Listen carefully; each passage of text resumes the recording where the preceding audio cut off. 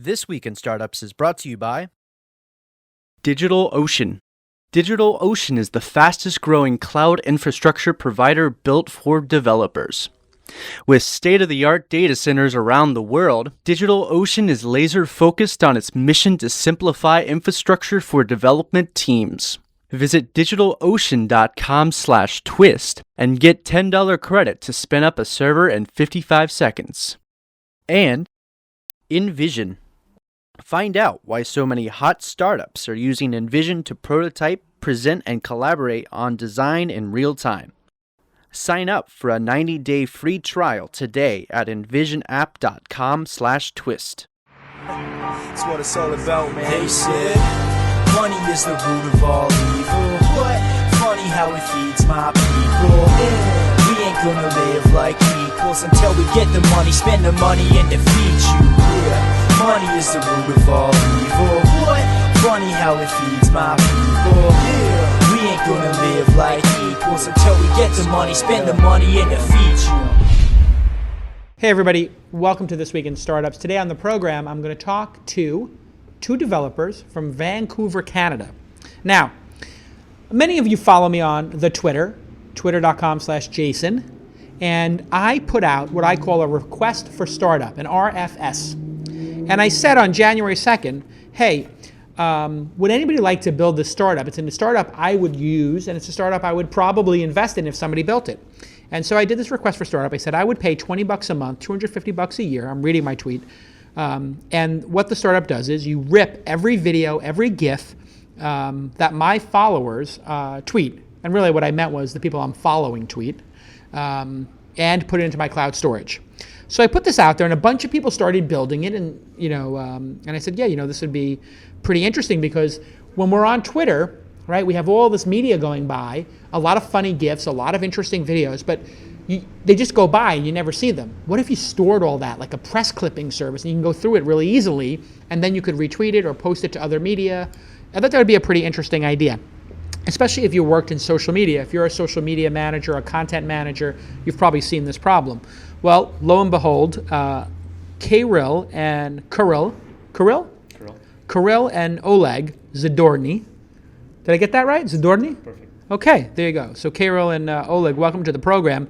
You are two Canadian brothers. You're not twins, even though you look very similar. You saw my tweet, and you decided to build this. Why did you decide to build this? What was it that led you to be interested in doing this? Well, I thought it was really cool that you would kind of throw it out there. It said you're willing to pay for something that does not exist right now, and you obviously know a lot of services out there. You said $250 per year, which I think is quite a bit of money. Yeah. And you said just build me a prototype and show me what it looks like, and we'll bring it. Okay. Yeah. And you also drove down here from Vancouver, 18 hours. Yeah. Wow.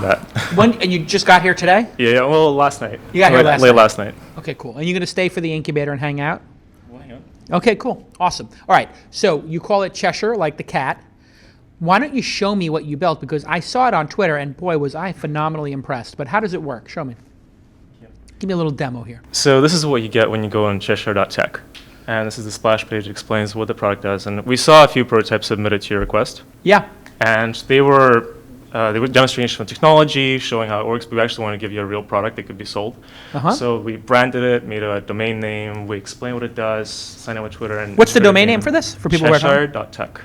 .tech. .tech. So yeah. CHESHIRE.tech. That's correct. That's great. The .tech, I didn't even know that domain was out. Okay, and so you sign in with Twitter here, and it says, who's it for? Jason Galgana, social media professionals, etc. Yeah. So you just logged in as Oleg. And this is the first thing that you see, and the dashboard, which is where we want to get users to, is the image gallery, which displays all the media that we get for you. Wow, look at that. So this is all the people that have done photos on Twitter. You downloaded it, and you put the tweet there, you put the time, and you can easily browse through all the images in your feed. Exactly. So you can click on any of the images. These are stored locally, so even if they get taken down, we still have them on our server. You have a record of them. Yeah, so there's a full record of text, photo, and then if you click on the date, it actually takes you to the original tweet if it is still up. Got it. And you could obviously, if it was taken down, you still have it. You still have it, which is really cool. And if it went down, you could send an alert that somebody deleted their tweet. Absolutely, we can do that very Which would be a very gotcha moment if somebody tweeted something inappropriate in your feed. You could actually give people like, why is this tweet removed? Okay, very cool. What else? So the images is one part. You obviously requested videos, MP4s that are embedded, which are easy. And YouTube is a little more difficult, but we got those ripping as well. So if you go to videos.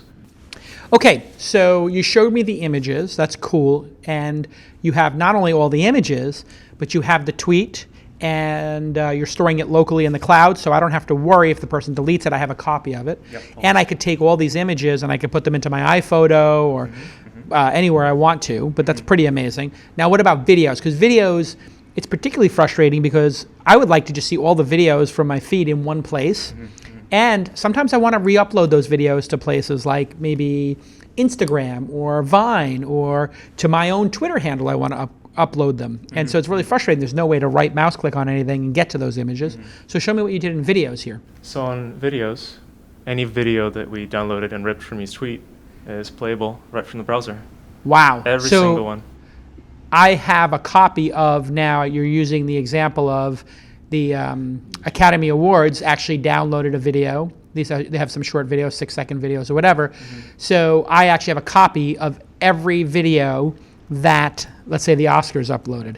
So I could take that video, even though I don't own it, but I could go tweet it somewhere else or upload it or whatever, or put it as an asset in something else I do. Exactly. And how many times did the video blow up, and then when you get around to that tweet, the YouTube says it's no longer available because it was taken down? Yeah, right. That's another thing is people might, if I'm following a bunch of people and like the State of the Union happens, or a basketball game happens, or a football game happens, you might have a bunch of people tweet a YouTube video or a Vine or upload a YouTube Twitter video, and then it goes away. And I have a copy of it for all time. So this is like a media clipping service.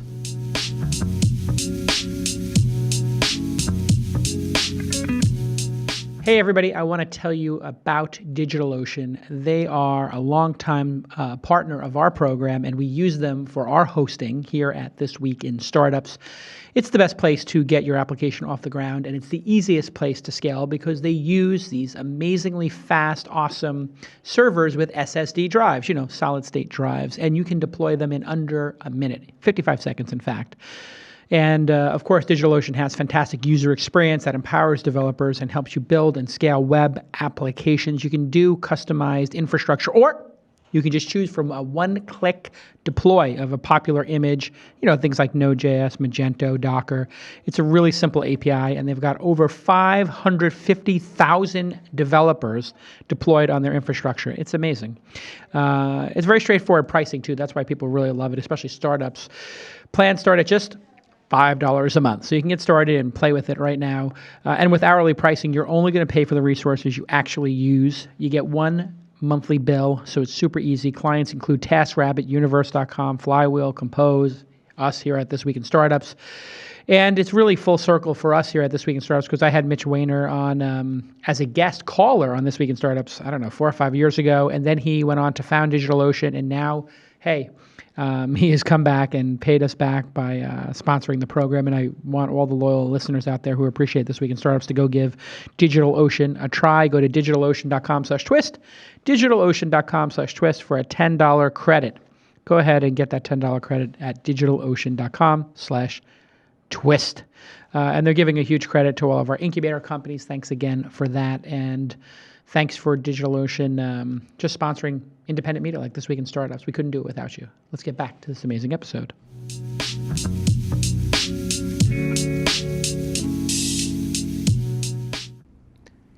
It's amazing. And how long did it take you? Both of you are developers. Yep. Did you go to school for this, or how did you learn to become developers, and how old are you guys? I'm 28. You're I'm 23. 23 and 28. How many hours did you put into building Cheshire.tech? The initial prototype that you saw was 48 hours. 48 hours from the time I tweeted. It was 48 I hours saw of your work. tweet, maybe 12 hours you tweeted it, and I started working right away. Uh-huh. And then Oleg joined in at 40 hours, and we've been working on it ever since, just making it better. So in about 10 days, you built the entire startup and then started sharing it with people. Yeah, and you can pay for it now. And you can pay for it. Yeah. Has anybody paid for it yet or no? You haven't been... Yeah, it's pretty expensive. So Yeah, it's a little expensive right now, but you could give people a free month or something and see if anybody wants it. So are you guys founders of startups, and how did you learn to become developers? Where are you from? So I interned at BlackBerry, and after that, I interned at Tesla Motors. Oh, really? So you were an intern at BlackBerry and Tesla? Yeah. Wow, two amazing companies, RIM and Tesla. And how about yourself? I co-founded a company in the past. And cool. Previously, we actually were working on an app for chefs that's used by thousands of chefs around the world. It's an iPhone app. And What app is that? Tell it's me called about it. Fillet. Fillet. Yeah. What does it do? And why did you build that? Any chef in the world has problems with managing their kitchen, understanding what to price things at, what it costs to run the business, and this calculates everything for them. They just enter the prices, the items that they're putting on the menu, and tells them exactly what the breakdown the costs are, so they don't have to use math. Really? So it will help a chef understand the profitability of each dish, and that would help pick what items to push on the menu to the customers or feature, and maybe which ones to take off the menu. Yeah. And then the prices change daily for things like seafood, so you know which dishes are getting expensive every day or falling in price, and what you should be taking off the menu or putting onto it. Right, because if all of a sudden there's something wrong with Dungeness crabs like we had here on the West Coast, and Dungeness crab goes up twice as much, you really don't want to even have it on the menu because you just killed your profit margin. You'd rather people buy the salmon. Oh, wow, that's amazing. So we have chefs buying iPads just for this app to share with the kitchen, and they just walk around with it to the freezer, show it to this waiters and waitresses to show what items they can sell. And now, do you guys have day jobs, or do you just do consulting? What's the story? Just two guys in Vancouver, two brothers, building stuff. Do you work somewhere during the day? I'm currently going to school full time. You're at school full time? Yeah. You're majoring in CS or what? I'm majoring in CS. This is actually my last semester. Oh, congrats. Hopefully, I'm going to finish it. But Good. And what about you? I'm working on Fillet full time. On Fillet? Yeah, the other startup. We were working on it for quite a while now. Yeah. And now it's in a good place. It's just a question of what we're taking next. Is it profitable, Fillet? It's making money from ads and subscriptions, but what does it cost to subscribe to it? $10 per month. Oh, okay. Yeah. And you have a couple hundred people? Or Not that many. The actual business model for it was to actually bring suppliers onto the platform. Got it. So like House or something, make a marketplace where people have to have profiles and stuff like that? Yeah. So we're talking with food suppliers and also packaging for caterers and companies like that. That's a really fascinating idea. How did you come up with that idea? Saw an unfilled need. It's an industry that is notorious for being really difficult to tackle for technology companies, and we just started ground zero. What's going on in the chef's kitchen? And so the chefs have this tool, and the people who are using it, of the cohort that actually uses it or pays for it, how often do they use it? How sticky is it for them? Every day for hours. If you're doing inventory, you can be doing it. I saw usages for 2-3 days of people switching the device and using it. Really? Yeah. So this is something you're probably underpricing, and you probably need to have a go-to market strategy with. So now that you built Cheshire and you built this one, which business do you think has the most potential? It seems to me like this one for chefs is pretty big too, right? Huh? It depends. It's going to take a lot of capital to actually bring up the marketplace side of the business for Fillet, because it's a very old world industry, and it's stuck with many players that have been there for hundreds of years.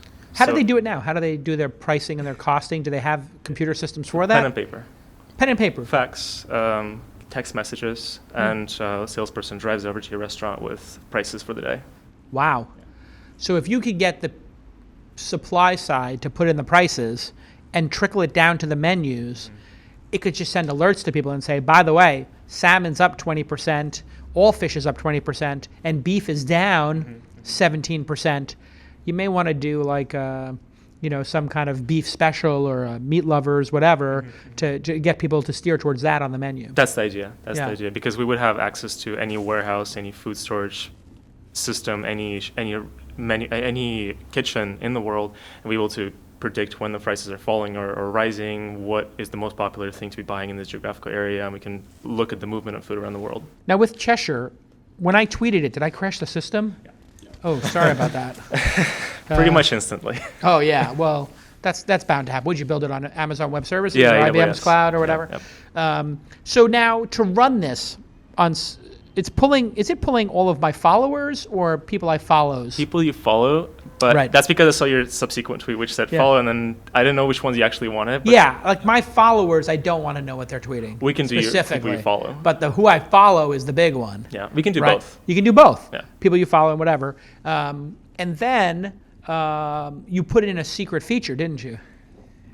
Yeah. What is the secret feature? So Explain this to me is- the secret feature in we were- Cheshire.tech. We were looking for directions of where to take this. Yeah. And if people don't want to pay $250 per year for this, Mm-hmm. what about companies that are marketing agents, marketing firms, Sure. research firms, brand agencies? They were thinking if we're pitching this to Nike, Yeah. for example, how would we get their attention? Right. So one thing that we thought of was we go to, we create a collage Uh-huh.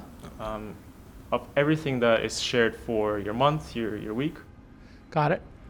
and then we overlay it onto some kind of a physical object where you can show Nike this is how you can actually tie in this data to a real physical product you can touch, and you can sell to your customers. Okay, show me that. So yeah. we came up with this, So here is. and this is a It crazy, takes a while to load. Oh. crazy idea that that we thought of basically in the middle of the night. Okay. So this is Cheshire.tech/shoe. Yeah. This is a shoe you can buy, and it has the images from your timeline. Yeah.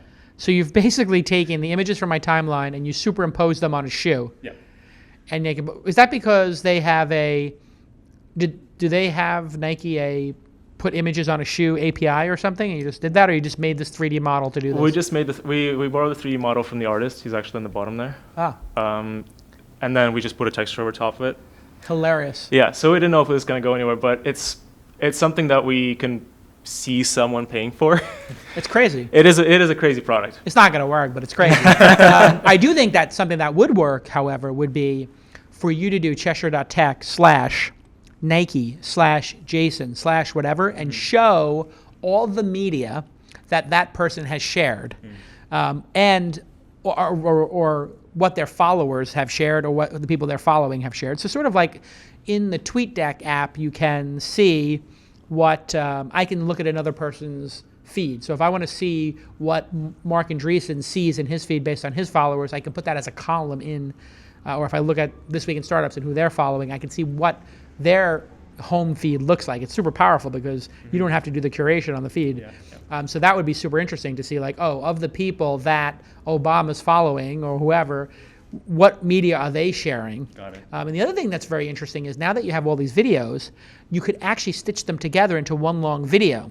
So I could actually take the video of all the videos being shared on my feed from Twitter and just play them. Which would be really interesting, like on your Apple TV or on your phone, just play it in sequential order and go through them. Because you're already following those people, so you have an idea of generally what they're going to be posting videos of, and you want to see them all in one go. You don't want to keep hunting for them. I mean, to be able to pull this up on my phone and be able to save the video or just to share the video on Twitter myself and upload it, because that's one of the things that, one of the use cases that people get really frustrated with is I can't get images off of Instagram or I can't get the videos off of Twitter and then do something with them myself. I have to find some Chrome extension or whatever. So I could see this being like a press clipping service for people, and then they might want to take it and then go use the media somewhere else when they get a 6. Now, does it pull down Vines too and rip those, or It no? should be every video. File. Every video, Yeah, so even Vines yeah. get ripped down and everything. Yeah. Okay, I find this a fascinating business. So, what do you boys want to do? Over the next year, you guys want to come to my incubator or something and keep working on this idea or the other one? We'd love to work with you in any Yeah. sort of capacity.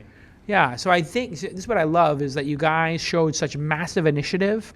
What I look for in investments, I look for two things. One is like, are these people motivated? And two, do they have skills? What I love about what you did was, provided you did this and you didn't pay some firm to do it, is that you guys put a lot of effort into this. You're motivated, and you made something that's really well done in such a short period of time. I think, this was you making something that I just thought should exist in the world. Really, the next step here is if you talk to 20 people who are social media managers and say, hey, we wanted you to try this. What features would you add? What features would you want? You might be able to get like the next 3 or 4 killer features. You haven't done that yet. Like No. user interviews. That's the next thing we want to do. We want to get 5 people to pay us. Yeah. Well, what I would do is actually even before that, because paying is a roadblock to getting data, what you want to do is you want to give it to 10 social media managers for free and say, I've already authorized your account, because I'm assuming you authorized at Jason to get it for free. Yeah, when I signed up, right? So I would go to like people who are verified famous users and say, I set this up for you for free. Saka, whoever, you can log in and try it and just send it to 20 people and see if they actually use it and what they think of it. If you did a campaign like that, it would be amazing. In fact, what I would do is I would say anybody who's a verified user can use it for free. And then you'll just give them like whatever, 3 months free on the platform, and then it asks them to pay. Because then they might get addicted to it. Now, does it work on a mobile browser or no? We haven't tested it. Haven't tested it yet? Yeah, you got to make it responsive. It should. If there's a need for mobile, we're Oleg's Android engineer. I'm iOS. Oh, great. Trade. We're specialized in mobile development. Oh, you specialize in mobile development, right? Because you worked at RIM and you worked at Tesla. What did you do at Tesla? I worked on the body controls. I was working on infrastructure and the key system. The key system. What does that mean? The key system. The key fob. Oh, the key fob. For the Model X, yeah. Oh, very cool. So when you walk up to it, it opens the door and everything, and yeah, all kinds of interesting things. All right. Well, this is amazing.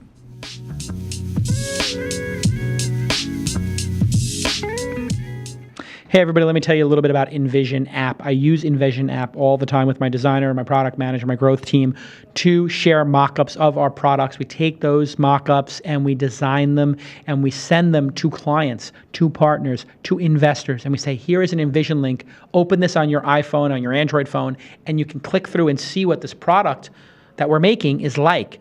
And when we're building websites, hey, put your comments on there. We have a partner. We have a big Smart Camp thing going on with IBM, Smart Camp 2015. We can use InVision to share that website and say, hey, is there anything you want to change? And then have a threaded discussion. You can take all those discussions off of email, all those discussions out of the chat room. Listen, email and chat rooms have their place, but not in product design. InVision is like Slack, but for product design, right? So you have Slack for a general conversation. You have Gmail for asynchronous communication. You have InVision for product excellence. You cannot make a great product without InVision. I am dead serious about that. Every startup I invest in, I show it to them. They ask them to send me links, and boy, does it work. It supercharges everything you do. I love this product. I love this product. I love this product. Get out of email, get out of chat rooms, and do what Twitter, Airbnb, Evernote, Adobe, and many more are doing. Prototype what you're doing in InVision. It just makes designers and teams and founders so much more efficient.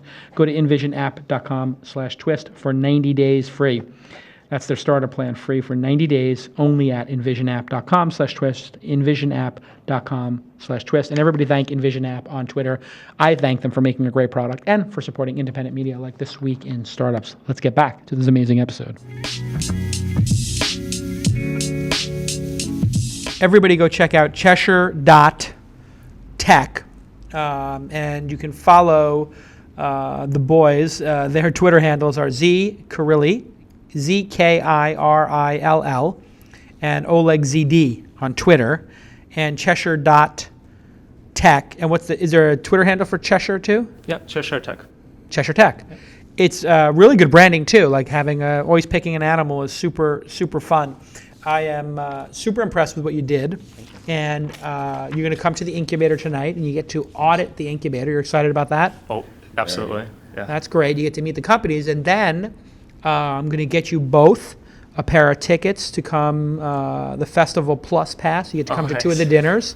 So you can get 2 tickets to come to the Launch Festival. You still got to drive down here for 18 hours. I might fly this time. You might fly next time. You save up a little bit of money. But you get to come to 2 of the dinners, so that's great. Thank you so much. And then let's see if you guys, if we can come to some arrangement here. But I think that you should come to the Launch Incubator in the spring class, which will start probably in April, right when you're graduating school. And then you move down here to San Francisco for 12 weeks. You'll launch your company, either Cheshire or maybe there's some other idea or some pivot here, who knows, or the other idea. But I like to reward people who are doers. You are doers. And boy, did you do a great job with Cheshire.tech. I am so impressed. And I think that you both have very bright futures. And I love talent from like emerging locations. I look for that talent outside of Silicon Valley. My job is to bring the talent here, get 5% of the equity in the company, and then you guys kick ass. You get 95% of the reward. I get 5%. I get my little taste. But no, it's a lot of fun to be in the incubator, so I think you're going to enjoy tonight. And the incubator, you get to spend 50 hours with myself and my team, and then launch on Bastille Day, which is July 14th, and we'll have a nice party, and I think it could be really fun. I think you're on to something here. Now, of course, people in the audience are saying, isn't there going to be IP issues and all kinds of things? There can be IP issues, intellectual property issues here, but I can tell you it's very navigable, because if you build something that is, backing up the web and backing up screenshots of stuff, as long as it's not public, it's pretty much okay. You did this all with the API, the Twitter API. So Twitter could get upset. If Twitter blocks you from the API, you'd be able to scrape this data loading the web, or it'd be really hard. There's always a way. There's always a way. I like that attitude. Very nice. I think that Twitter is going to be okay with it. If they're not okay with it, I think, I think definitely Twitter wants more developers involved in the platform. So I could talk to them over there. But I think I look at this as there are press clipping services, and you must have seen there's a lot of web page backup services out there for people to just check the differences in a web page. Have you seen those? Where it takes a screenshot of the website if it changes. The Wayback Machine does that as an archive, but that's a public archive. But there's a bunch of them that you can say monitor this page on the internet for the team, and if the team page changes at this company, alert me. And so journalists do this kind of stuff where if something changes on the team page at Uber or Snapchat or Facebook, they took Marissa Mayer off of the Google, page for leadership. It's what happened? Why isn't she on the leadership page? They added these two other people. She's not on Larry's management team. Something happened, right? So the journalists can sometimes get a big clue as to what's going down by monitoring those kind of about us pages. Very cool. I think it's great. Any questions for me, boys? About life, startups. What were your thoughts when you came up with that tweet? What were you tweeting that? What were you thinking is going to happen? Well, I put a request for a startup out about the truth about homes, where I wanted somebody to make a content site where people would go ahead and write reviews of houses and say what they think the house is worth, almost like a really unvarnished, very raw review of a house, almost like an inspector could go. And some people built poorly designed versions of it. And so usually when people do this, they put out something a little bit ganky, and I don't normally see somebody do it very tight. And so the reason why I asked you to come by and hang out at the incubator was I was really impressed by the execution. Like you said, you looked at it from a design perspective, a branding perspective, and from the product features perspective. And all of those, I would say, when I saw the product, I would say that your product is probably as good as what I see coming out of a lot of, what I'll call the average incubators out there, right? So you built in 2 weeks what I see coming out of, I don't know, the bottom third of, let's say, the YC class, right? So for you to build in 2 weeks what, I see literally the bottom third of YC companies or the bottom half of Techstar companies, not the top, but out of the gate to already be, if you showed this on YC demo day or Techstar's demo day or 500 startups demo day, people would take meetings with you. So to me, that's what I'm looking for my incubator, is people who can execute so well out of the gate that I don't have to teach them how to build a product. I can teach them how to grow a product. I can help them raise money. I can help them do distribution. So really my incubator is like a graduate school. If you don't know how to make a great product, you can't really come to it. I mean, I can teach you how to make it better. I have experts who come in who can teach you to make it better, but for the incubator, ideally, for my incubator, LAUNCH Incubator, it's really good for people to have a finished or really tight product and know how to build great product. And that's what I saw here, is you guys have built your own product before and you worked on other people's products. So you have a good product sense as well, which usually developers are not good designers. Which one of you is the designer? Yep. Okay. Very good. Any other questions for me? Oleg, you have a question? Anything about life in general? Yeah. Once we come to the incubator in April, what is the first thing that we should do? Well, if you come to the incubator, I think we have to understand who the customer is for this, because this is a customer of one. I'll certainly pay for it. I'm going to get value from it. But getting a small cohort of customers and listening to them and studying how they use the product, this is the new science of startups. where you have the different metrics tools, whether it's Intercom or Mixpanel, Google Analytics, Chartbeat, Optimizely, all these different tools, which are really cool, on the site, and you're looking at the data in real time every day and saying, hey, this group of people uses the product this way, this other group uses it this way, and this group doesn't use it at all. And this is our feature set, and here's the market opportunity based on data, right? So a lot of people build stuff based on feel, like this was built on you guys interpreting what I really want in the world, and it's pretty close to what I want. I want to be able to scan through all these images, and then what I really want to be able to do is share them. So right now, how could you compress the time between me sharing it? Well, when you showed those videos on that video page, if it said download and it said a download button, or it had upload to Instagram, upload to Twitter, upload to Facebook, and like buffer, it could, or if it had a buffer button actually. I don't know if buffer lets you upload videos, but like if it had the sharing buttons underneath each one and I could choose to share just the image or retweet it on that page, that would save me a lot of time because I could look on my big wide monitor, see all the funny videos, see all the interesting images, and then do commentary on them and share them and compress the time between when I found something interesting. Or if it ranked them, right? If it ranked them by which ones had the most retweets. So if I could look at all the videos and which ones had the most favorites and retweets combined, just add those two numbers together, I would know what's the number one video that all of my followers or all of the people I follow shared. That's super powerful. So you think about like Nuzzle does this, and some other apps do that where they show you what's,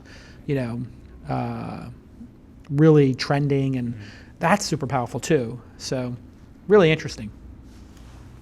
Okay, so there you have it, everybody. Go check out Cheshire.tech. Let me thank Kirill and Oleg Zdornyy. Your parents must be very proud. They are. That's pretty they're cool. Rooting for us. Yeah. Really are. Super all our awesome. friends are rooting for us. Everybody knows we're doing this. They're Oh, they all know you're super doing this? excited. Yeah, everybody, all Stoked. our friends in Vancouver. From what I understand, in Canada, there's people who follow This Week in Startups or watch the show. Of course. Entrepreneurs watch it, and so I don't know if there's a lot of fans of the show there, but I think there's some. It's growing. It's growing. There you go. You guys will be my advocates there. So congratulations, and enjoy the incubator tonight, and enjoy coming to the Launch Festival and coming to a couple of the dinners, and very exciting. Okay. Thanks for tuning in, and we'll see you next time. Bye-bye.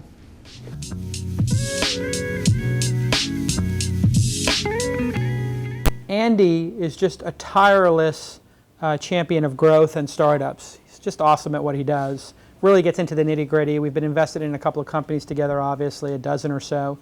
And if he my guess is out of the 14 Social Capital is already an investor in all your companies. They're a 12.5% member of the Launch Fund, which is how we invested in your companies. But then they always seem to come over the top and do additional. So my guess is out of the 14 companies that graduate this year, they might invest in a decent number of them. And then if he does invest in your company, he's available.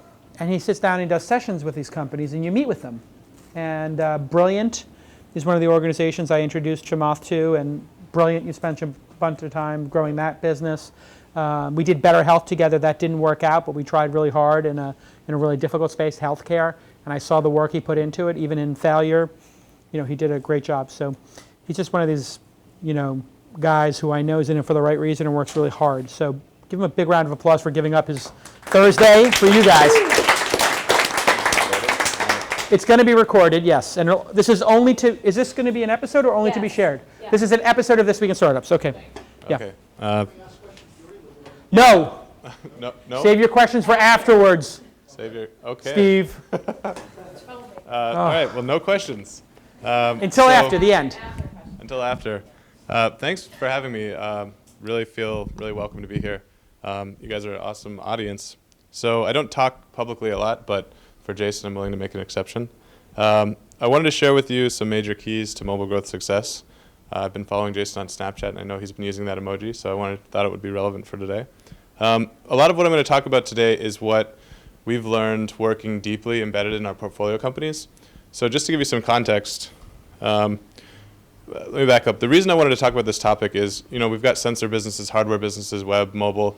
The future is mobile. There's no surprise in that. But also the time spent on mobile, 90% of it's in actual apps. So the whole browser versus app, there's no question app is the future of the world. And browser is sort of fallen behind, and everything that came with having a browser-based business has sort of been undone when it comes to growth. So there's a lot of new things out there that have been developed in the last 5 years. If you think about an Airbnb, they grew up on a web-based business. So a lot of their tracking today, a lot of their mobile app stuff isn't up to par. You talk to them and they readily admit that. It's only companies post 2010, 2011, gaming companies, Uber and Lyft, that really get this, a couple of e-commerce companies. So here's what I'm going to impart with you guys today. I want to share how you can prepare your app for growth.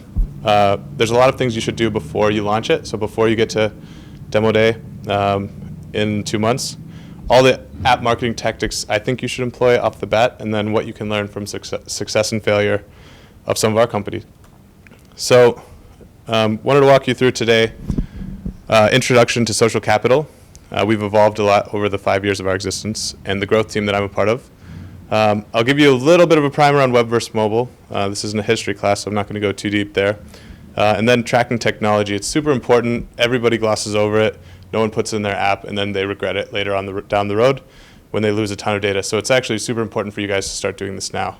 How do you measure for success? There's a lot of techniques that take our companies 6 to 12 months to grok, and you'd be surprised that there are these basic things I'm going to give you out of the gate so that you know exactly how to do things right. So when it comes time to run ads or run campaigns, you know exactly the right way to measure it and know if you're doing things properly. And then wanted to share with you some marketing tactics that I think would work, combined with some case studies. So Social Capital, we were started by Chamath Palihapitiya. He's our CEO. The biggest problem with venture capital right now, we've replaced venture capital with product market fit capital. So there's not a lot of people out there willing to underwrite true risk to solve the world's hardest problems. And that's where we come in. So our goal is to transform society by using technology to solve the world's hardest problems. We do this by utilizing people and capital and empathy to help bring disruptive ideas worldwide. So it's a big mission. We were founded 5 years ago by Chamath. He was one of Jason's friends. He was at Facebook. Ted Maidenberg and Mahmoud Hamid from USVP. We've raised about $1 billion across 3 funds. We invest in healthcare, education, enterprise, financial services, consumer companies. To date, we've invested North America, Africa, India, Sri Lanka, but it's a global firm. And we have 3 teams: investment firm, an investment team, a growth team, and an incubation team.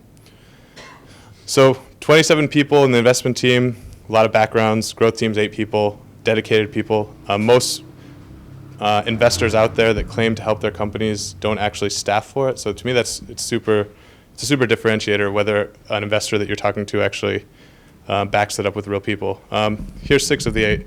So Ray leads our growth team. He came from Facebook, where he worked with Chamath. Jonathan, head of data science, my partner, and I run our user acquisition practice. Ashley, Pinkesh, and Luke are on the team as well. So the way we engage is we'll jump into a company for 3, 6, 9 months at a time, spend 1 day a week. We really become these augmented teams for them. We help our companies develop marketing strategies, tracking systems, measurement systems, manage budgets, run campaigns. It really is up to the company how much help they want and how much impact we think we can have. So before I get into the meat of the topic, we've written a lot. Jonathan wrote a 6-part series on diligence, which is phenomenal. I think some of you guys were asking, what can we do to prepare for the seed, for the Series A?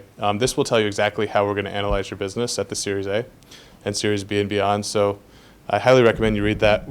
I've written a post on some ways to use Facebook that it goes into a lot of detail you should read. And if you're a SaaS business, Mamoon has produced a lot of content around that. So I'd encourage you to check that out. So a quick refresher on web versus mobile. How many people know what cookies are and understand them well? Okay, great. So cookies, small piece of data that's sent from a site's servers stored in the browser. In this case, if you're serving Huffington Post and they have the Tweet Now button on it, you can see Twitter stores a cookie, and Twitter knows when you visit their site. So Twitter knows when you come to their site, but they also know every time you visit a site around the web. So that model on mobile has been, for the most part, prohibited in the App Store. So if you're submitting an app and you're using any cookie tracking outside of a web view, then it's probably not going to be allowed in the App Store. Instead, what we have are these identifiers. So there's a UDID on Apple, there's a MAC address like you have on your computer, and an advertising identifier. So just remember that for a minute. The advertising identifier lives on every phone. It's sort of like your unique signature. You can reset it, but most people rarely do. So that's how you're being tracked across the web today. On Google, they have this thing called Google Advertising ID, and on Apple, they have IDFA. So why is that important? I'll get onto that in a second. It's important because everything that you've been doing on the web to manage cookies and track people using Google Analytics won't work on mobile. As soon as you launch your app in the App Store, you're going to have no idea where people are coming from. You're just going to see your install spike. So cookies still exist. They're mostly relegated to the cesspool of mobile web. There's an interesting story last October about the super cookie that Verizon has. Verizon is one of the only companies now that will inject into the headers their cookies so that they're always monitoring your traffic. They partnered with AOL's ad network so that they know the Verizon subscriber, age, gender, location, plus all of AOL's browsing behavior that they know about you. So it's kind of crazy what they're going to be doing, but for a lot of privacy reasons, it's not that great. So what can you do? How can you track users and apps without cookies? So you need this piece of technology in your app called an Attribution SDK. There are about 5 good companies out there that do this. It will tell you when someone installs your app where they came from. It sounds really basic, but it's actually really complex to do. The reason it's complex to do is because of the fragmentation out there on mobile, right? So on Android, Android has been nice to play with, and what they'll do is they'll let you pass a referrer string. So imagine this link right here for your app. Your app is called the Doge app. The com.doge is your bundle. And when you send someone a link, you send it to this App Store link, and you embed a referrer tracking ID. So this is really important. You embed this ID, and then if you embed the ID, a user will click on your ad. That referral will be passed into the app, will be passed back into your Attribution SDK, and you can actually know where they came from. So on Android, they give you a little bit of flexibility. On iOS, it's not as lenient. So the Apple App Store doesn't allow you to pass anything through. So back to the point where once a user gets to your store, you have no idea where they came from or what they're doing, or whether they clicked download or whether they installed or not. So what we do is we use IDFAs. You will send the user a special URL, and you'll append an IDFA to it. So this is an example of mobile app tracking. It's one of the more popular attribution SDKs. So when a user clicks on your link, and to me, I find this stuff fascinating. So a user will click on your link. They'll go to the App Store, download your app, and then the SDK will record someone clicked on that link at this certain timestamp. And then as soon as that user opens the app, it will say this same IDFA fired up this app and matched them together. So it's a really hard thing to do at scale, but fortunately you have all these companies out there that will do it. So of the companies, anyone who has a mobile app, I would highly encourage you to launch this now. There's mobile app tracking, there's Kochava, there's AppsFlyer, there's AppsLar, there's a lot of options out there, and I'd be happy to walk you guys through which ones I think are the best. There's also a concept of device fingerprinting. So if your device, your IP address, your location, if your JavaScript's enabled in your browser, all those things can be used to create a unique fingerprint if you don't have the option of passing in identifiers. So this is a little bit of the background on how this works. So one thing that you've inputted the Attribution SDK, and you're relying on third-party technology to tell where all of your users are coming from. It's super important that you actually capture this in your backend. So when a user shows up, this should be not the canonical system of record, but you should have a separate table with every single identifier in there. That way you will know these users when they come in. If they don't sign up, you can still retarget them across the web and you can follow them. But this is digital gold right here. And a lot of people make the mistake of waiting till a user signs up and enters their email to actually create a record. And at that point, you've lost about 40% of your traffic, and you can never retarget them or find them again. So getting into the nitty-gritty for a second. So this is exactly what the data looks like. It's super ugly, but you can see the beauty in it if you look carefully. You can see that someone clicked for one of our campaigns on October 28th at 5:10. 2 minutes later, they installed the app. So they went to the store, they downloaded it, they fired up the app. The SDK sent a install event back and confirmed it. They came from Facebook, and Facebook will pass us a ton of data about where they came from. So you can see it's a mobile app install campaign. They were on Android in San Francisco. They were male, and they were 18 years old. We get all that data because that's how we name our campaigns.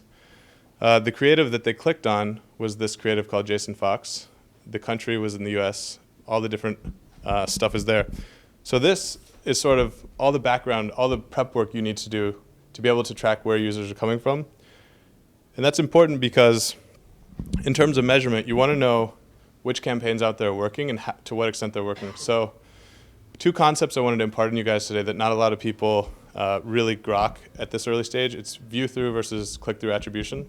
So let's say you launch your app, right, and you put all these links out there, whether you're buying ads or you're just putting them on different social media sites or you're giving them to affiliates. Some people are going to click them, but some people are also going to see any piece of content you put out there, and they'll be influenced by it. So if they view your ad or view that piece of content, they're going to be influenced by it, but you'll have no way of knowing, unless you can actually track that impression. Most people give credit to what they call click-based attribution, which is when a user will come click on something and actually match that up in your site and track it. So if you think about it, if you're running a campaign on Facebook and you're showing everybody in San Francisco an ad of a meal today on Sprig, you're showing everyone salad at 5 p.m., and you have 1,000 people that clicked on that and installed the app, there will be some portion of people that will actually have been influenced by that, but that won't necessarily click on it. They might come back 30 minutes later and install it through view-through. So it's important to understand these concepts because you're going to make a lot of wrong decisions if you overweight click-based attribution, or if you think people are only going to be very influenced by view-through attribution. So I want to share with you a little bit of data. So the way to read this is if you have a lot of people signing up early on in your app, there's going to be a portion of people that will click on your app, on your ads, and there will be more that sign up over time. So it's sort of surprising. A lot of people don't realize that if you get 100 people to install today, after 28 days, there will be about 20% more people who have installed from that same campaign you ran, which is to say that there's a long lifespan of a single action you take today. So if you run a campaign today, you're going to get a whole host of people coming in later. And if you're only making your decisions based on today's data, you're going to miss out on the extra juice that you're getting over a longer lifespan.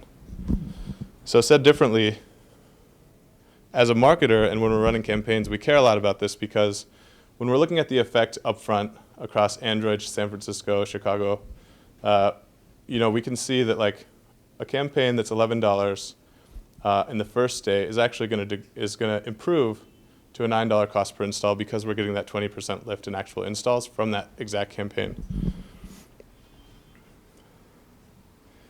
So I wanted to really just double click on this to show you how extreme this can be. Here's a campaign we're running for a food-based company. We spent $168 and we didn't record any mobile app installs based on click-based attribution.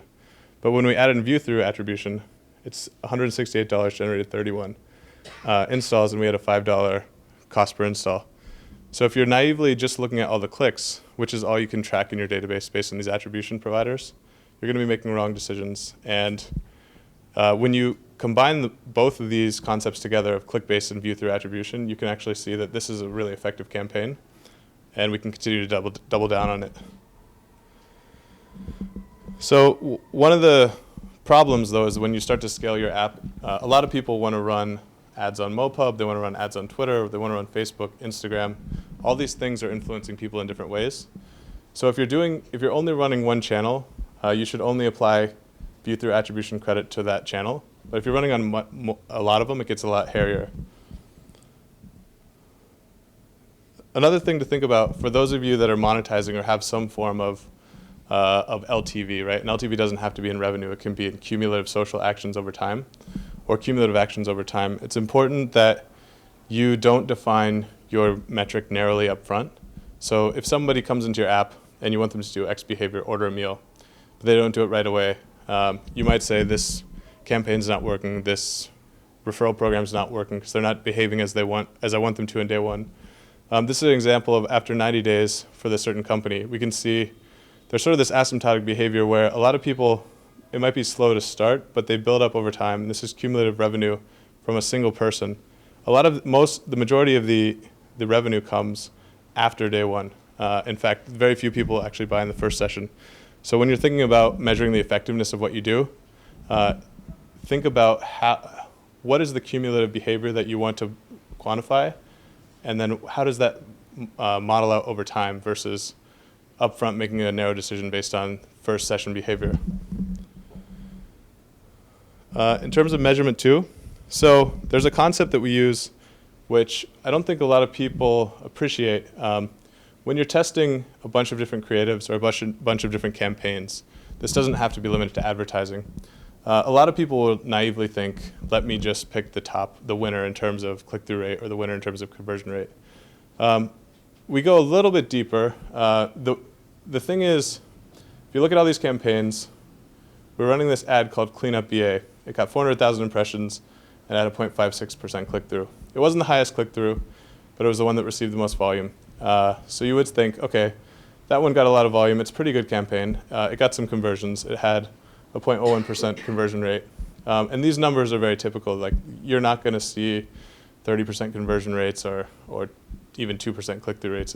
These are all very low. So part of me, in sharing this with you, I just wanted to give you guys a sense of what real numbers look like. So one thing to point out here is it's hard to tell what the winner is, right? 0.73% click-through rate looks good, even though it didn't get any conversions. 0.015% conversion rate looks pretty good. So what I encourage you to do is look at everything, think about every metric in terms of a confidence interval around that and define that, and then rank based on the minimum high value that you will see.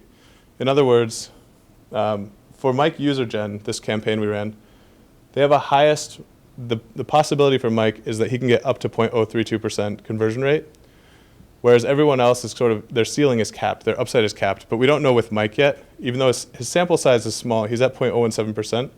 But if you can define what the standard deviation is around that and build a confidence interval, you can say for sure what ad will win. It's really important because we think that we know what works, but until we actually look at the data and plot this out, you'd be surprised at how many times we get fooled.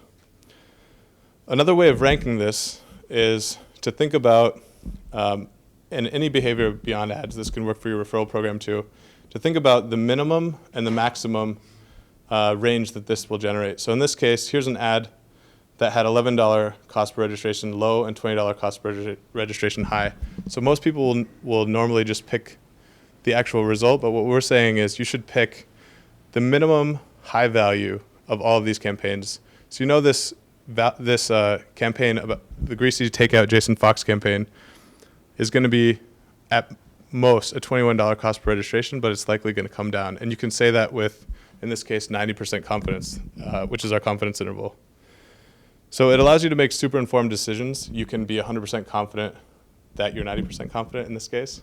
And you can actually drive meaningful results for your company. So let's talk about some marketing tactics for apps. So the first thing I encourage all companies to start with is App Store optimization because it's free. App Store optimization is the app version of SEO of search engine optimization, sort of for the web. So some key stats, there's a ton of apps out there today. A lot of people are searching for new apps and installing them. And Google sees an exploding number of search phrases every month. All this data they don't share with you, so we don't have a very clean grasp, but this is the most recent data we have from 2013. So why this is important, you launch your app, let's say it's Snapisode. How are people going to find you? Some people are going to search for your name, but more than likely people are going to be searching for Snapchat. They might be searching for video editor. All these keywords out there are free, and the way to rank for them is based on your title, your description, and your keywords. So you can, in iOS, you have the option of submitting 100 characters, and from those 100 characters, Apple will rank your app based on what it thinks you should rank for and the install volume that you have. On Android, it's a little different. They will prioritize anything in your description. Google uses its search engine to ingest everything that you've written, all the reviews, all your description, all your title, and then surface the most salient keywords that way. So why this matters, here's Sprig. So all the keywords, we can kind of create an index for how much traffic we think they're getting. So for example, Sprig's ranking #1 for a 4.5 traffic keyword, but there aren't many apps that actually compete for that, so it's not really that important. Here's a keyword that's a little bit better. It's called delivered. Some people might be searching for this. It has about the same traffic score. There are a ton more apps in there, and Sprig's ranking 6, so 6 is the bottom of your menu. So this is a keyword that's generating a non-trivial amount of free installs every month, every day for them, and they can depend on that. So there's a really good tool called Sensor Tower. It will give you access to all of this for your app, and I encourage everyone to check it out. Really sorry, I'm going to have to break Jason. What does iPhone difficulty mean? iPhone difficulty is a score based on the number of apps in that category and how competitive they are. So if you're trying to rank for clans, plural, there might not be many apps in that category, but because the #1 spot is Clash of Clans, you're not going to rank #1 for it. So interestingly, too, this is another way, as you're putting together investor decks later down the road, this is another way to understand how you rank relative to your competitors. You can look at keyword rank volume relative to everyone else. So Sprig, for the word, for Sprig for this keyword I'm using, I think it's for meals, is actually ranking fairly low, and Grubhub, you can see, is #1 for the keyword food. So you can kind of get a sense for, within that keyword, what the relative rankings are. So the keywords is what's for free, and it's very easy to do, and I think it's really, people with analytical minds will gravitate towards it. This is also, think about this as your front, like the front of your store. This is your window dressing. Not many people spend a lot of time optimizing this outside of gaming, but I think it applies to everyone here. You should really be maniacal about the first thing you show people, how it affects your install rate. The problem is it's really hard to iterate through this without submitting a new build to the App Store. So one pro tip for you guys, use this tool called Store Maven. It will let you send traffic selectively to a mobile web version of the App Store, and this way you can send traffic to it and run an A/B test, functionality that the App Store doesn't let you do. So you can try multiple different names of your company if you want to, if you think that's important. If the main thing that drives install conversions is actually the screenshots and your actual thumbnail. So an example of, that's all great in practice, but these actually work. So CloudOn was a company of ours that exited Dropbox. They were ranking #30 in the US in the productivity category. This is over a year ago. Through really methodical iteration in keywords, they're able to bring their rank up in the productivity category overall into the top 10. So you can imagine there's 10,000 daily installs coming from this category, and through that methodical approach, they're able to get themselves in there and get free volume that way. They spent a lot of time iterating on this. The key takeaway here is that in your title, if you care about your brand, you can be CloudOn. If you care about your growth, you can be CloudOn with MS Office Suite, and then you'll rank in the top 10 for Office. A company of ours called Better that Jason mentioned, that was run by one of our CEOs. There was a company called Better where in the medical category we realized that you can actually rank and you can get a lot of organic discovery that way, and people will actually install your app. So what I mean by that is if you buy enough installs on the open market, you can pay people 50 cents to $1 to actually install your app, and that will affect your ranking in the App Store. In the medical category, it turns out it takes about 2,000 to 3,000 installs a day to reach the top. And if you're in the top spot, there will be about 300 to 400 people that will actually install your app as a result. So the math there is like $2,000 to $3,000 of daily spend will get you up to the top, and then another 300 users will install organically. We call that organic lift.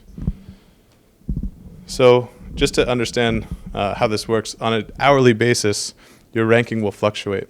So this is an example of Better fluctuating through rank 2 all the way down to rank 12 on an hourly basis. over the course of 30 days. And that's based on the trailing. Apple has never come out and said exactly what the ranking is based on, but it's based on primarily install volume. So the velocity at which you're getting downloads over the past X period of time will affect it. So sharing with you guys some results. So this is a distribution of how many days that are spent in the top of the charts. So there were 6 days at the first spot, 12 days in the second spot, and so on and so forth. So they spent about 30 days charting, as we call it. And so the way that we sustained this charting was we would buy on these ad networks a number of installs at a certain price. You can see that on the 13th of November, we bought roughly 3,000 installs at 95 cents an install. And then we found this really great ad network where we could buy similar number of installs at 65 cents. And that was allowing us to stay at the top. So when you look at the data underlying that, we're plotting these box plots, the number of installs that we're getting at each spot. So this is important because if you have a faucet of installs, how many should you buy? That's the question, right? So at the number one spot, if you're buying enough installs to get to number one, you're going to get 300 to 350 organic installs a day. These are actually users that found you in the medical category that probably care about you. But if you're down at the number 6 spot, there's sort of this taper where you're only getting 100 installs per day. So the question is, what's the right spot? So it's worth doing your own analysis if you do go down this path. But we found that in this case, the first and the third spot almost came in to be equal. So it was $10 versus $11 median CPI. So, and the amount you had to spend to be number one was an order of magnitude more than number 3. So obviously, you would position yourself for number 3 here. So, how should you think about advertising on Facebook? The way I like to think about it is, imagine you're a fisherman fishing concurrently in multiple lakes. Why do I say that? There's all these different audiences out there, and there's all these different ways to carve them out, and you have no idea which one's going to work best. So if you take that approach, think about it like that. Each audience is a pond, and then the ad you use is a lure. So you're casting all these lures out into all these ponds. And you have no idea what's going to work in advance. You might have a point of view. Here's an ad that we never would have thought would have worked for better. And it turns out that illustrated versions of male genitalia work extremely well. And in terms of Facebook, the best part about Facebook is that we'll tell you exactly, it has the most sophisticated target in the world, so it'll tell you everything you need to know about your users. Ledge did a really cool case study where they basically, I'll jump a little bit forward here. So Ledge took their PR, so that when you guys launch, you're going to get a bunch of distribution. People are going to write up about you. What they did is they created, they took the link, this is a mashable link to their launch article, and they sent it through a redirect through Sniply. They did that because then we could pixel everyone who went to that actual article. So it's really cheap to blast out content on Facebook. If you're buying an app install ad, for example, you're competing with all the gaming companies, all the e-commerce companies that have apps that are willing to pay a lot more than you are probably. But if you're just advertising content, it's super cheap. So you can put your story out there in front of everyone, people that you think might be interested. Anyone who clicks on that, then you can retarget with the actual conversion ad and be much more competitive. So in this case, we primed the audience. When we actually serve them a conversion ad, the audience is more expensive to reach. So this is an audience that was primed with content and clicked. It cost almost twice as much as an audience that was not primed. But they clicked almost twice as much. And more importantly, once they clicked, they actually converted to an install at almost a 4x rate. So overall, they had about a 4x efficiency gain by priming their audience with this versus just naively blasting out their app install ad to the whole world. So the point of this is, think about how you can be thoughtful about how you can kind of massage your audience along your funnel without buying ads in the open market, because you'll be competing with a lot of our companies that are doing sophisticated things that you can't do this early on. Back to the point about testing and the reason I gave you all that lecture on measurement. Here's 3 ads that naively I would have no idea which one would outperform, and they all look good to me if you're into this kind of food. There's some shrimp salad, some grilled chicken salad, and some salmon. Sometimes people will have this notion that they can pick better than others. There's no notion of pickers here. It's all in the data. So if you run the same analysis as before, you'll find out that this is actually I'm not going to share with you the numbers, but for example, say this is X dollars cost per registration. The salmon is actually 4 times as expensive. So you can imagine that's another 4x efficiency gain just by running all of these and testing out which one works. And a priori, it's almost impossible to pick these out. And to close, I think when you're running all these, when you're trying to scale your app on Facebook at least, there's a ton of concepts. You never know what's going to work, so I encourage you to try everything out there. Here's a sample of concepts that worked for us. A couple things to take away. Like usually, really zoomed in images work really well.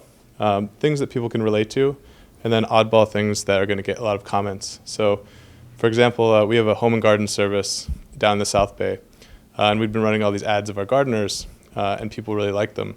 We found an ad of a gardener named Jesus. So naturally, we thought there's an ad concept, a lot of parody around that, and that's the next concept we're going to be launching. So, hope this was helpful today. I know this was a very technical talk, but I wanted to let you know that for you guys, we're here to help you guys out, and hopefully you can apply some of these measurement techniques. And if you're launching an app, you can prepare your app to have success. So thanks a lot, guys. Okay, that was exceptional. Keep the microphone. We'll do a couple of questions, obviously. So what is, for a startup, the best way to get the first 100, 500, 1,000 app installs of people who are super highly qualified for your app, right? So you were talking about companies at scale that had raised $5 million or, really had their products done. But to get that first 100 in or 500 in, where do you start? Sure. I think it's really important to, so a couple of things to start for. At the beginning, you always want to start with free distribution. So App Store optimization's easy. If you get the right keywords, you can get that first 50 to 100 per day coming in pretty easily. So that's why I would stress, focus on that. Spend a couple days thinking about that. Beyond that, if you have a referral program in place, it will build on top of that. So a lot of these SDKs will track referrals really tightly. So you're kind of combining the free juice you're getting from search combined with a little bit of viral lift through referrals. And then if you want to go... And what would be an example of a great referral program? Sure. Yeah. If there's any notion of... A lot of the companies that are doing really well, it's a give to get. So give to get. Give to get program. Like Uber. Exactly. Give $25 or give a free ride, you get a free ride? How does it work? You give 5, get 5 now? Something like that? The best result we've seen so far is to specify the dollar amount. So give 20, get 20. Right. What other models have worked? Let's say you don't have a paid product. Are there referral systems that will work, or contests, or? Yeah, so usually it's about the best referrals out there give a sense of they give the user a reason to want to share them, but they also provide immediate value to the recipient. So it can come in a lot of different forms. I don't think we've stumbled on a generalized framework for what works best. Yeah. What other referral systems do you look at and go, wow, that's really well done? Yeah, I think today we I don't want to say we copy anyone, but we study. I think the best ones, we think about this a lot at Sprig because there's no reason you shouldn't share this. So right, Sprig is doing home delivery of food. If you give a meal and get a meal, it's a pretty great deal. Yeah, it's immediate value for you. You're getting it credit to Sprig. You can order cookies with it right away, and you're giving it to someone else. So that's something that's sort of universal. There's not many reasons why you wouldn't share it. So Wealthfront also, I think, has one that's pretty good. Yeah, Wealthfront is effective. So if you get the keywords and then you have the referral kick in, now you've got a natural flywheel going. What's next? So the next thing is, I think you want to have, part of the point I mentioned, priming your audience. So if you can somehow have an audience that's interested in you, either by priming them with content or if you have a natural flow of people to your site, retargeting them to get the highest quality users you can on Facebook or an Instagram, depending on what your product is. And the way to do that is you put that little Facebook tracking pixel on your website, and then you would send people to your website and you'd know they'd been there before, or you promote an article of yours in Mashable or Engadget or on Medium, and you know they've at least heard about your product. That's exactly right. And if they've heard about it, they're primed. Therefore, when they see the ad, the click-through rate or the install rate might go up. Yes, absolutely, yeah. Got it. So that's where content comes in. Yeah. Got it. Okay. Okay, continue. Yeah. In terms of you guys should all get the Facebook pixel on your site. You're giving Facebook a lot of information about your users, but in exchange, you're getting access to the world's most sophisticated targeting. So that's something I would set up right away once you launch, getting that retargeting going. Great. Questions from the audience? Wow, lots of them hands going up. Mark Jeffrey, go ahead. Wait for the microphone, and then nice and loud, please.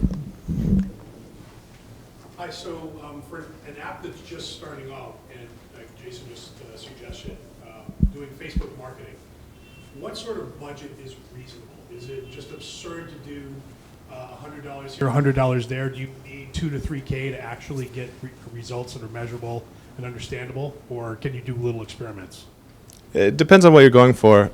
You can use Facebook to do copy testing. So if you want to figure out what copy should go on your website, how should you describe yourself, you can spend $50 and easily get several thousand impressions that would give you that significance that you would need. So like if I had a tagline for, let's say, Sprig, and it said healthy food delivered in under 15 minutes, or I did delicious food in under 15 minutes, or cheap food under 15 minutes, I could actually just test which one gets the most clicks.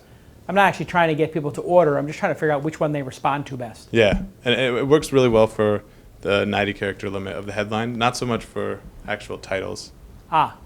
So the 90-character limit of the headline is where it works. Yeah, got it. Okay. Because you have a chance to actually describe yourself. Right. And people can respond to that differently, and you get a little bit more information versus they're responding to like healthy versus unhealthy. And just a quick follow-up. Do you send them the link that you put in Facebook, do you send them to the App Store, or do you send them to a website that then sends them to the App Store? Good question. So that's a great question. So before we had all these attribution SDKs, you would send them to a website and redirect to the App Store. Facebook won't allow that. So instead if you have the Facebook SDK or an attribution SDK installed, you send them to the App Store, and then that will actually track the identifier of the user, pass it back, and let you know where that person came from.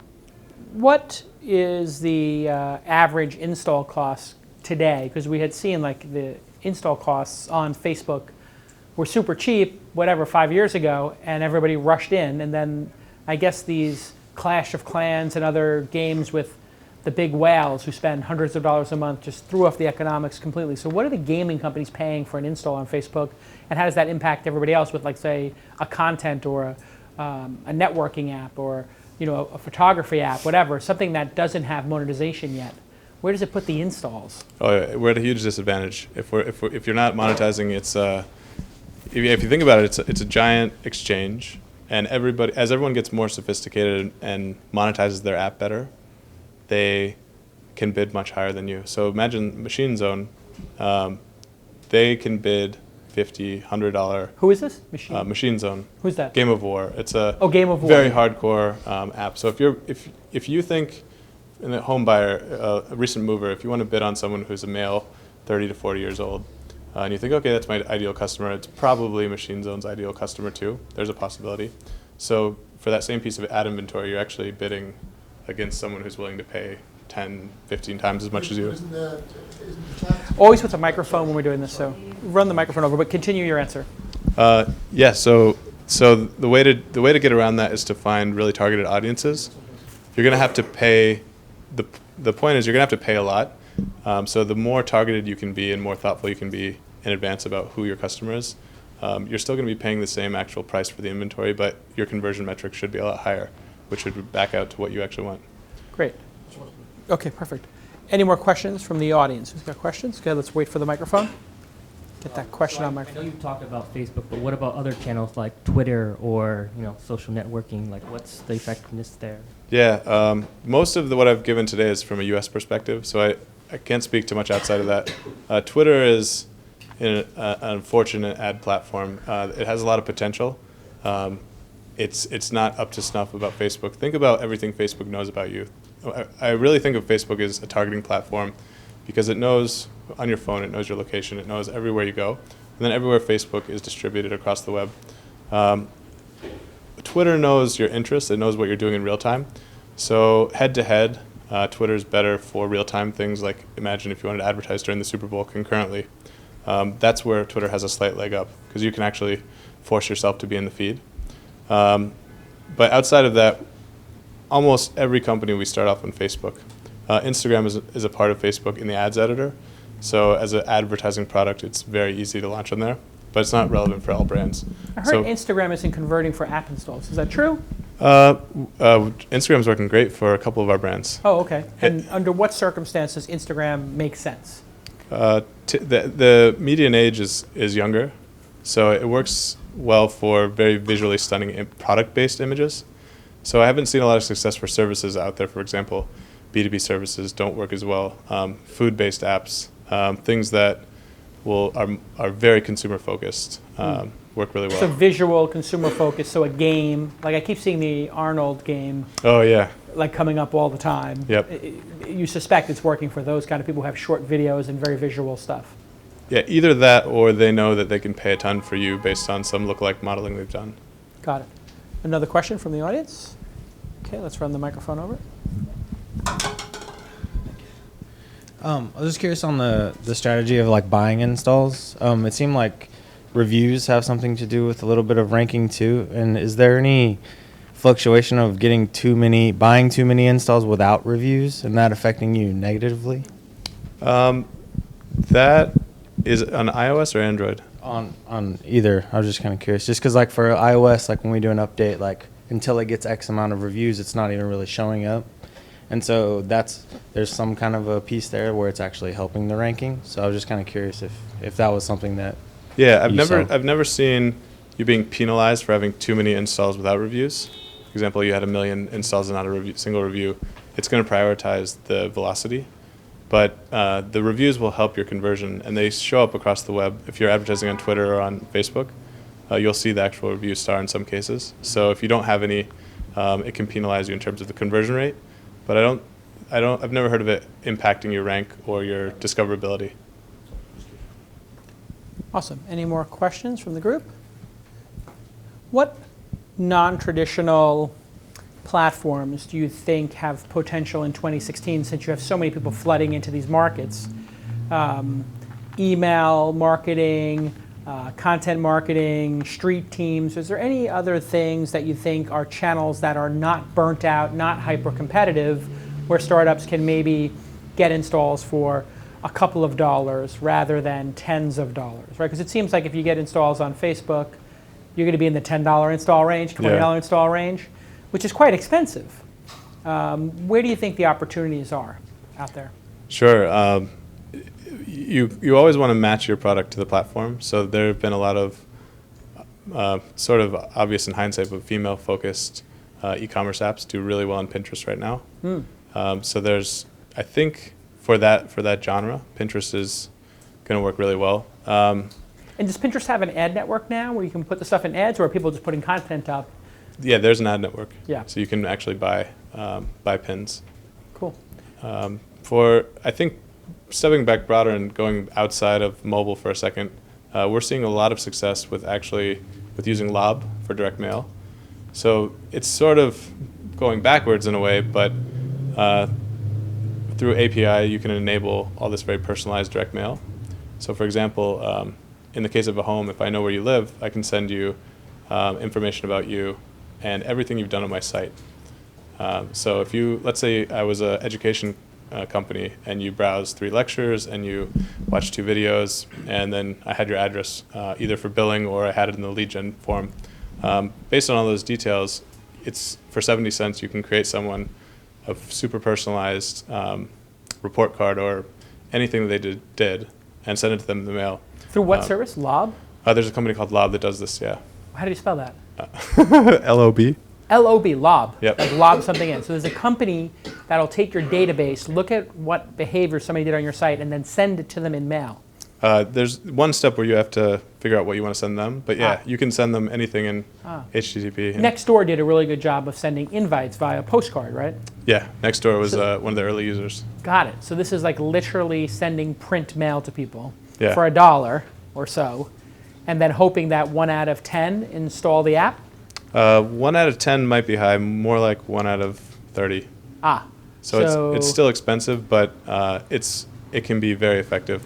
Got it. To get it to get really quality users.